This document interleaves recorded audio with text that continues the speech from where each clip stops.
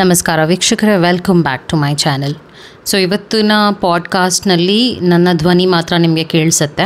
Podcast ಅಂದ್ರೇ it is all about audio, video ಇರೋದಿಲ್ಲ. ಇವತ್ತಿನ ಇನ್ಫಾರ್ಮೇಷನ್ ಯಾವ ಕುರಿತಾಗಿರುತ್ತೆ ಅಂದರೆ ಕಂಪಲ್ಸಿವ್ ಚೀಟಿಂಗ್ ಡಿಸಾರ್ಡರ್ ಬಗ್ಗೆ ನಾನು ಮಾತಾಡ್ತಾ ಹೋಗ್ತೀನಿ. ಇವ್ರನ್ನ ನಾವು ಪ್ಯಾಥಲಾಜಿಕಲ್ ಲಯರ್ಸ್ ಅಂತ ಹೇಳ್ಬೋದು. ಬಹಳ ಸುಳ್ಳು ಹೇಳ್ತಾರೆ ಹಾಗೂ ಇವ್ರಿಗೆ ಮೋಸ ಮಾಡೋದು ಒಂದು ಅಭ್ಯಾಸ ಆಗೋಗಿರುತ್ತೆ. ಅದರಿಂದ ಆಚೆ ಬರೋದು ತುಂಬ ಕಷ್ಟ ಇರುತ್ತೆ ಕೂಡ. ಇದ್ರ ಬಗ್ಗೆನೇ ನಾನು ಹೆಚ್ಚು ಮಾಹಿತಿನ ಈ ಒಂದು ಪಾಡ್ಕಾಸ್ಟ್ನಲ್ಲಿ ಕೊಡ್ತಾ ಹೋಗ್ತೀನಿ. ಚಾನೆಲ್ನ ಸಬ್ಸ್ಕ್ರೈಬ್ ಮಾಡಲಿಲ್ಲ ಅಂದರೆ ದಯವಿಟ್ಟು ಸಬ್ಸ್ಕ್ರೈಬ್ ಮಾಡಿ. ಹಾಗೂ ನಿಮ್ಗೆ ಏನಾದರೂ individual counselling, tarot reading session ಬೇಕಿದೆ ಅಂದರೆ ಡಿಸ್ಕ್ರಿಪ್ಷನಲ್ಲಿ ಕೊಟ್ಟಿರುವ ನಂಬರ್ಗೆ ಕಾಲ್ ಮಾಡಿ ಅಪಾಯಿಂಟ್ಮೆಂಟ್ನ ಪಡಿಬೇಕಾಗತ್ತೆ. ಒಂದು ಫೋನ್ ಮುಖಾಂತರನಾದ್ರೂ ತೊಗೋಬಹುದು ಅಥವಾ ನೀವು ಆಫೀಸ್ಗಾದರೂ ಬಂದು ಪಡಿಬಹುದು. ನಿಮಗೆ ಯಾವುದು ಅನುಕೂಲ ಅನಿಸುತ್ತೆ ನೀವು ಮಾಡಬಹುದು. So let me start. ಇವತ್ತಿನ topic compulsive cheating disorder, pathological liars ಅಂತಲೂ ಹೇಳ್ತೀವಿ. ಬಹಳ ಸುಳ್ಳು ಹೇಳ್ತಾರೆ ಹಾಗೂ ಎಂಪತಿ. ನಾನು ಈ ಥರ ಹೇಳೋದ್ರಿಂದ ಪರಿಣಾಮ ಏನು ಅಂತ ಅವರು ಅರ್ಥ ಮಾಡ್ಕೊಂಡ್ಬಿಟ್ರೆ ಆ ಥರ ಸ್ಟೆಪ್ ತೊಗೊಳೋಕ್ಕೆ ಹೋಗಲ್ಲ ಬೇಸಿಕ್ಲಿ. ಆದರೆ ನಾನು ಈ ಥರ ಸುಳ್ಳು ಹೇಳೋದ್ರಿಂದ ಬೇರೆಯವ್ರಿಗೆ ಹರ್ಟ್ ಆಗುತ್ತೆ, ಬೇಜಾರಾಗುತ್ತೆ. ಈ ಥರ ಅವರು ಒಂದು ಡೀಪರ್ ಲೆವೆಲ್ ಥಿಂಕಿಂಗಿಗೆ ಹೋಗೋಕ್ಕೆ ಬಹಳ ಕಷ್ಟಪಡ್ತಾರೆ. ಅದು ರೀಸನ್ಸ್ ಎಷ್ಟೋ ಇರುತ್ತೆ. ಮೇ ಬಿ ಅವರ ಬಾಲ್ಯ ಚೆನ್ನಾಗಿಲ್ಲದೆ ಇರಬಹುದು, ಚೈಲ್ಡ್ಹುಡ್ನಲ್ಲಿ ನೆಗ್ಲೆಕ್ಟೆಡ್ ಆಗಿರಬಹುದು, ಅಥವಾ ಇಮೋಷನ್ಸ್ ವ್ಯಾಲ್ಯೂ ಅಥವಾ ಒಂದು ಮಾರಲ್ಸ್ನ ಸರಿಯಾಗಿ ಅರ್ಥ ಮಾಡ್ಕೊಳ್ಳದೆ ಆ ಒಂದು ಕಂಡೀಷ್ನಿಂಗ್ ಮನೆಯಲ್ಲಿ ಕೂಡ ಆಗದೇ ಇರಬಹುದು. ರೀಸನ್ಸ್ ಎಷ್ಟೋ ಇರುತ್ತೆ. ಬೇಸಿಕ್ಲಿ ಇವರಲ್ಲಿ ಒಂದಷ್ಟು ಪ್ರಾಬ್ಲಮ್ಸ್ ಇರುತ್ತೆ, ಇನ್ಸೆಕ್ಯೂರಿಟೀಸ್ ಜಾಸ್ತಿ ಇರುತ್ತೆ ಇಂಥ ವ್ಯಕ್ತಿಗಳಿಗೆ. ಸೊ ಕಂಪಲ್ಸಿವ್ ಚೀಟಿಂಗ್ ಡಿಸಾರ್ಡರ್ ಅಂದರೆ ಇವರಿಗೆ ನ್ಯಾಯವಾಗಿ ಇರೋಕ್ಕೆ ಕಷ್ಟ ಆಗುತ್ತೆ ಹಾಗೂ ಶಾರ್ಟ್ಕಟ್ಸ್ನ ನೋಡ್ತಿರ್ತಾರೆ. ಹೇಗೆ ಸಕ್ಸಸ್ನ ಪಡೆಯೋದು, ಹೇಗೆ ಹಣ ಮಾಡುವಂಥದ್ದು, ಹೇಗೆ ನಾನು ಫೇಮಸ್ ಆಗುವಂಥದ್ದು. ಸೊ ಅವ್ರು ಏನು ಮಾಡ್ತಾರೆ ಅಂದರೆ ಹಾರ್ಡ್ ವರ್ಕ್ನ ನಂಬೋದಿಲ್ಲ ಇಂಥ ವ್ಯಕ್ತಿಗಳು. ಇವರು ನಾನು ಎಷ್ಟು ಬೇಗ ಆ ಒಂದು ಗೋಲ್ ಏನಿದೆ ಅವ್ರದ್ದು, ಈ ಥರ ನಾನು ಇಷ್ಟು ಸಂಪಾದನೆ ಮಾಡಿದ್ರೆ, ನಾನಿಷ್ಟು ಫೇಮಸ್ ಆದರೆ ನನ್ನನ್ನು ಜನರು ಗುರುತಿಸ್ತಾರೆ ಹಾಗೂ ನನಗೆ ಒಂದು ಸೆಕ್ಯೂರ್ ಫೀಲ್ ಬರುತ್ತೆ. ಈ ಥರ ಎಲ್ಲ ಥಾಟ್ ಪ್ರೋಸೆಸ್ ಇವ್ರನ್ನಲ್ಲಿರುತ್ತೆ. ಇವರಲ್ಲಿರುವಂಥ ಸೈನ್ಸ್ ಏನಾಗಿರುತ್ತೆ ಅಂದರೆ ಕ್ರಿಯೇಟಿಂಗ್ ಡ್ರಾಮಾ. ತುಂಬ ಡ್ರಾಮಾನ ಕ್ರಿಯೇಟ್ ಮಾಡ್ತಾರೆ. ರಿಲೇಷನ್ಶಿಪ್ಸ್ನಲ್ಲಿ ಹೋದರೂ ಕೂಡ ನಿಮಗೆ ಇವ್ರ ಜೊತೆ ಒಂದು ಸ್ಮೂತಾಗಿ ಇದ್ದೀನಿ, ಹೌದು ನಾನು ಖುಷಿ ಪಡ್ತಾ ಇದ್ದೀನಿ, ಹೌದು ನನಗೆ ಸಂತೋಷ ಸಿಗ್ತಾ ಇದೆ, ಈ ಥರ ಅನಿಸೋದಿಲ್ಲ. ಒಂದಷ್ಟು ಜೆಲಸಿ ಕೂಡ ಇರುತ್ತೆ ಇವರಲ್ಲಿ. ಜೆಲಸಿ ಅಂದರೆ ಅಸೂಯೆ ಇರುತ್ತೆ. ಅದು ನಿಮಗೂ ಕೂಡ ಗೊತ್ತಾಗ್ತಾ ಇರುತ್ತೆ. ಕಾರಣ ಇಲ್ಲದೆ ನಿಮ್ಮ ಮೇಲೆ ನಿಮ್ಗೇನಾದ್ರು ಒಳ್ಳೇದಾದರೂ ಕೂಡ ಅವರು ಅದನ್ನು ಸಹಿಸೋದಿಲ್ಲ. ಸೊ ಇವ್ರಿಗೆ ರಿಲೇಷನ್ಶಿಪ್ಸ್ಗೆ ಕಮಿಟ್ ಆಗೋದು ಕಷ್ಟ ಆಗುತ್ತೆ. ಅಕಸ್ಮಾತ್ ರಿಲೇಷನ್ಶಿಪ್ಗೆ ಕಮಿಟ್ ಆದರೂ ಕೂಡ ಅವ್ರು ಏನು ಮಾಡ್ತಾ ಇದ್ದಾರೆ, ಶ್ಯಾಡೋ ಸೆಲ್ಫ್ ಅಂತ ಹೇಳ್ತೀವಿ. ಆ ಶ್ಯಾಡೋ ಸೆಲ್ಫ್ನಲ್ಲಿ ಆ ಒಂದು ನೆಗೆಟಿವ್ ಅವ್ರು ಏನನ್ನು ಹೊತ್ಕೊಂಡು ಓಡಾಡ್ತಿದ್ದಾರೆ, ಸುಳ್ಳು ಹೇಳೋದಿರ್ಬೋದು, ಮೋಸ ಮಾಡೋದಿರ್ಬೋದು, ಚಿಕ್ಕ ಚಿಕ್ಕ ವಿಷಯಕ್ಕೂ ಸುಳ್ಳು ಹೇಳ್ತಾ ಇರ್ತಾರೆ. ಆ ಒಂದು ಮಾಸ್ಕ್ನ ಹಾಕ್ಕೊಳ್ತಾರೆ. ಬೇಸಿಕ್ಲಿ ಇನಿಷಿಯಲಿ ನಿಮ್ಗೆ ಅಷ್ಟು ಗೊತ್ತಾಗೋದಿಲ್ಲ ಇವರು ಹೀಗೆ ಅಂತ. ಆದರೆ ಹೋಗ್ತಾ ಹೋಗ್ತಾ ಎಲ್ಲ ನಿಮಗೂ ಅರ್ಥ ಆಗಬಹುದು. ಆದರೆ ನಿಮಗೆ ಇನಿಷಿಯಲ್ ಸ್ಟೇಜಸ್ನಲ್ಲಿ ಡಿಸ್ಕಂಫರ್ಟ್ ಇರುತ್ತೆ ಇಂಥ ವ್ಯಕ್ತಿಗಳನ್ನ ಹ್ಯಾಂಡಲ್ ಮಾಡುವಾಗ. ಇಂಥ ವ್ಯಕ್ತಿಗಳ ಸಹವಾಸ, ರಿಲೇಷನ್ಶಿಪ್ ಅಥವಾ ಮೇ ಬಿ ಒಂದು ಸಂಬಂಧ, ಯಾವುದೇ ರೀತಿಯಾದ ಲವ್ ರಿಲೇಷನ್ಶಿಪ್, ಫ್ರೆಂಡ್ಶಿಪ್ ಏನೇ ಇಟ್ಕೊಂಡಿದ್ರು ಕೂಡ ನಿಮಗೆ ಕಷ್ಟ ಆಗುತ್ತೆ ಇವ್ರನ್ನ ಹ್ಯಾಂಡಲ್ ಮಾಡೋದು. ಸೊ ನೆಕ್ಸ್ಟ್ ಏನು ಮಾತಾಡ್ತಿದ್ದೀನಿ ಅಂದರೆ ನಾನು ಅವ್ರು ಯಾವಾಗಲೂ ಫಸ್ಟ್ನಲ್ಲೇ ಇರಬೇಕು. ಮತ್ತು ಗ್ರ್ಯಾಂಡಿಯಾಸ್ ಥಾಟ್ ಕೂಡ ಇರುತ್ತೆ ಇವರಲ್ಲಿ. ಗ್ರ್ಯಾಂಡಿಯೋಸ್ ಅಂದರೆ ನಾನೊಬ್ಬ ದೊಡ್ಡ ವ್ಯಕ್ತಿ ಹಾಗೂ ನನ್ನನ್ನು ಎಲ್ಲರೂ ಹೊಗಳಬೇಕು, ನನ್ನ ಅಂದವನ್ನು ಎಲ್ಲರೂ ನೋಡಬೇಕು, ಈ ಥರ ಆ್ಯಟಿಟ್ಯೂಡ್ನ ಇವರು ತುಂಬ ಬೆಳೆಸ್ಕೊಂಡಿರ್ತಾರೆ. ಈ ಒಂದು ಡಿಸಾರ್ಡರ್ ಇರುವಂಥವರು ನಾನು ಹೇಳ್ತಾ ಇರುವಂಥದ್ದು. ನೆಕ್ಸ್ಟ್ ವಿಚಾರ ಏನಾಗುತ್ತೆ ಅಂದರೆ ಇವ್ರಿಗೆ ಕಾಂಪಿಟೇಷನ್ ಜಾಸ್ತಿ ಇರುತ್ತೆ ಹಾಗೂ ಇಂಟೆನ್ಸ್ ಫಿಯರ್ ಕೂಡ ಇರುತ್ತೆ. ಫಿಯರ್ ಆಫ್ ಫೇಲ್ಯೂರ್ ಇರುತ್ತೆ ಇವರಲ್ಲಿ. ನಾನು ಎಲ್ಲಿ ಸೋತೋಗ್ಬಿಡ್ತೀನೋ ಅನ್ನೋದಕ್ಕೋಸ್ಕರ ಬಹಳ ಅವರನ್ನವರೇನೆ ಒಂದು ವಿಚಾರದ ಕಡೆಗೆ ತಳ್ತಿರ್ತಾರೆ. ಹೇಗೆ ಅಂದರೆ ನಾನು ಈ ಥರ ಮ್ಯಾನ್ಯುಪ್ಯುಲೇಟ್ ಮಾಡಿದ್ರೆ ಗೆದ್ದು ಬಿಡ್ಬೋದು. ಸೊ ಇವರು ನ್ಯಾಯವಾಗಿರೋಕ್ಕೆ ತುಂಬ ಕಷ್ಟಪಡ್ತಿರ್ತಾರೆ. ಯಾಕೆಂದರೆ ಅವರ ಪ್ರಕಾರವಾಗಿ ನ್ಯಾಯವಾಗಿರೋದು, ಹಾನೆಸ್ಟ್ ಆಗಿರುವಂಥದ್ದು ಅದೆಲ್ಲ ಅವ್ರಿಗೆ ಮುಜುಗರ ಕೊಡುತ್ತೆ.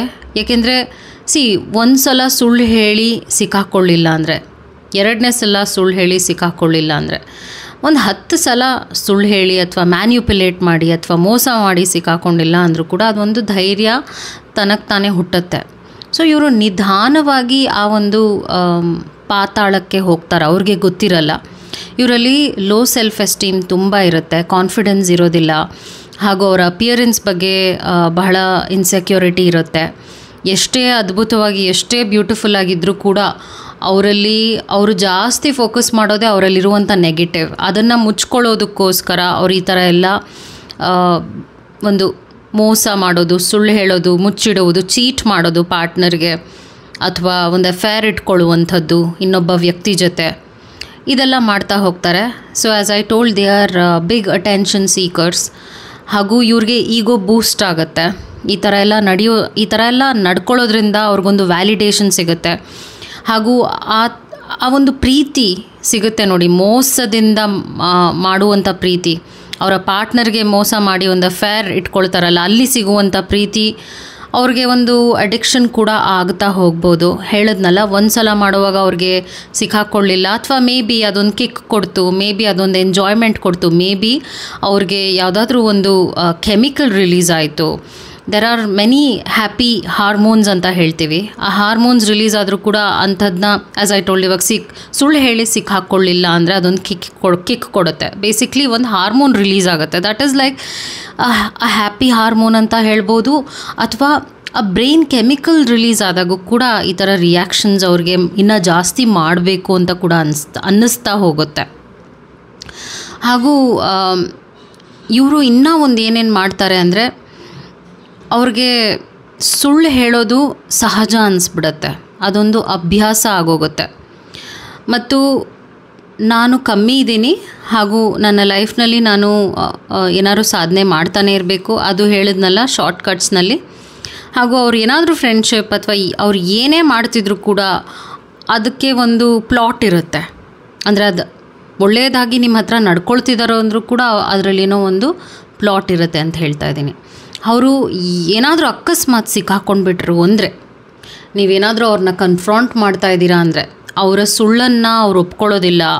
ಹಾಗೂ ನಿಮ್ಮಲ್ಲೇ ಏನೋ ತಪ್ಪಿದೆ ಅಂತ ಹೇಳ್ತಾರೆ, ಗ್ಯಾಸ್ ಲೈಟಿಂಗ್ ಅಂತ ಹೇಳ್ತೀವಿ, ಅದು ನಿನ್ನ ಭ್ರಮೆ ಅಂತ ಹೇಳ್ತಾರೆ, ನೀನು ನನ್ನನ್ನು ತಪ್ಪಾಗಿ ಅಪಾರ್ಥ ಮಾಡ್ಕೊಂಡಿದ್ಯಾ ಅಂತ ಹೇಳ್ತಾರೆ. ಈ ಥರ ಎಲ್ಲ ಮಾಡ್ತಾರೆ. ಅಕಸ್ಮಾತ್ ನೀವು ಅದಕ್ಕೂ ಜಗ್ತಾ ಇಲ್ಲ ಅಂದರೆ, ನಿನ್ನಿಂದನೇ ನಾನು ಹೀಗಿದ್ದೀನಿ ಅಂತ ಹೇಳ್ತಾರೆ. ಸೊ ಅವರು ಸುಳ್ಳನ್ನು ಸತ್ಯ ಅನ್ನೋ ಹಾಗೆ ಫ್ಯಾಬ್ರಿಕೇಷನ್ನ ಕೂಡ ಮಾಡ್ತಾರೆ. ಅಂದರೆ ಸುಳ್ಳು ಹೇಳೋದು ಒಂದು ಕಲೆ ಅಂತೀವಿ, ಇವರೆಲ್ಲ ಅದಿರುತ್ತೆ. ಸೊ ಇವ್ರಿಗೆ ಒಂದು ಟ್ರಸ್ಟ್ ಇಶ್ಯೂಸ್ ಇವ್ರಿಗೆ ಇರುತ್ತೆ, ಯಾಕಂದರೆ ಇವರೇ ಮೋಸ ಮಾಡ್ತಿರ್ತಾರೆ ಜನರಿಗೆ. ಸೊ ಎಲ್ಲರೂ ಅನುಮಾನವಾಗೇ ನೋಡ್ತಿರ್ತಾರೆ. ಅದರಿಂದನೇ ಇವರ ರಿಲೇಷನ್ಶಿಪ್ ಅಷ್ಟು ಚೆನ್ನಾಗಿರೋದಿಲ್ಲ ಯಾರ ಜೊತೆನೂ. ಡಿಫ್ಲೆಕ್ಷನ್ ಅಂತ ಕೂಡ ಹೇಳ್ತೀವಿ ಇದನ್ನು. ಅವರ ಲೈಫ್ ಸ್ಟೋರಿನ ಅವರು ಒಂದು ರೀತಿಯಾದ ಫಿಲ್ಮಿಯಾಗಿ ಕ್ರಿಯೇಟ್ ಮಾಡೋಕ್ಕೆ ಇಷ್ಟಪಡ್ತಾರೆ. ಅವ್ರಿಗೆ ನಾರ್ಮಲ್ ಸ್ಮೂತ್ ಲೈಫ್ ಇಷ್ಟ ಆಗೋದಿಲ್ಲ. ಫೈಟ್ಸ್ ಇರುತ್ತೆ ಮೂವಿಲಿ, ಹಾಗೆ ಸಾಂಗ್ಸ್ ಇರುತ್ತೆ ಮೂವಿನಲ್ಲಿ, ವಿಲ್ಲನ್ ಇರ್ತಾನೆ ಮೂವಿನಲ್ಲಿ. ಹಾಗೆ ಅವರ ಲೈಫ್ನೇ ಈ ರೀತಿಯಾಗಿ ಮಾಡ್ಕೊಂಡು ಹೋಗ್ತಾರೆ. ಸೊ ಅವ್ರ ಲೈಫೇ ಒಂದು ಡ್ರಾಮಾ ರೀತಿಯಾಗಿ ಕ್ರಿಯೇಟ್ ಮಾಡ್ತಾರೆ. ಸೊ ಇದೆಲ್ಲ ಪ್ರಾಬ್ಲಮ್ಸ್ ಅಂತ ಹೇಳ್ತೀನಿ. ಇವ್ರ ಜೊತೆ ಖಂಡಿತವಾಗ್ಲೂ ಕಷ್ಟ ಆಗುತ್ತೆ ಇರುವಂಥದ್ದು. ಅದು ನಿಮ್ಮ ಡಿಸಿಷನ್ ಆಗಬೇಕಾಗತ್ತೆ, ಇವ್ರ ಜೊತೆ ಇರೋದಾ ಬೇಡವಾ ಅಂತ. ಯಾಕಂದರೆ ಇವರಲ್ಲಿ ಬದಲಾವಣೆ ಬರುವಂಥದ್ದು ಬಹಳ ಕಷ್ಟ ಇರುತ್ತೆ. ಸೊ ನೀವೇನಾದರೂ ಅವರು ತಪ್ಪು ಮಾಡ್ತಾ ಇದ್ದಾರೆ ಅಂತ ಅನ್ನಿಸ್ತಾ ಇದೆ ಅಂದರೆ, ನೀವು ಅವ್ರನ್ನ ಮಾತಾಡಿಸ್ತಿದ್ದೀರಾ ಅಂದರೆ, ಅವ್ರು ಆ್ಯಕ್ಚುಲಿ ಕರೆಕ್ಟಾಗಿ ಐ ಕಾಂಟ್ಯಾಕ್ಟ್ ಕೊಡೋದಿಲ್ಲ ನಿಮಗೆ, ಮತ್ತು ಅವರ ಬಾಡಿ ಲ್ಯಾಂಗ್ವೇಜ್ ಚೇಂಜ್ ಆಗುತ್ತೆ. ಹಾಗೂ ತುಂಬ ಡಿಫೆನ್ಸಿವ್ ಆಗ್ತಾರೆ. ಅವ್ರಿಗೆ ನೀವು ಕೋಪ ಮಾಡ್ಕೊಳ್ಳೋಕ್ಕೆ ಮುಂಚೆ ಅವರೇ ಕೋಪ ಮಾಡ್ಕೊಳ್ತಾರೆ. ಹಾಗೂ ನೀವು ಕೇಳುವಂಥ ಪ್ರಶ್ನೆಗೆ ಅವ್ರಿಗೆ ಡೈರೆಕ್ಟಾಗಿರುವಂಥ ಉತ್ತರ ಇರೋದಿಲ್ಲ, ಸುತ್ತಿ ಬಳಸಿ ತುಂಬ ಮಾತಾಡ್ತಾ ಹೋಗ್ತಾರೆ. ಮತ್ತು ನಾನು ಮಾಡಿಲ್ಲ, ನಾನು ಅಂದೇ ಇಲ್ಲ, ಸೊ ಹೀಗೆ ವಾದವನ್ನು ಮಾಡ್ತಾರೆ. ರಿಪೀಟೆಡ್ ಆಗಿ ಒಂದು ಸುಳ್ಳನ್ನು ಹೇಳಿದಾಗ ಅದು ಸತ್ಯ ಆಗೋಗುತ್ತೆ ಅಂತಾರೆ. ಸೊ ಹಾಗೆ ಇವರು ಕೂಡ ಹೇಳ್ತಾನೆ ಹೋಗ್ತಾರೆ.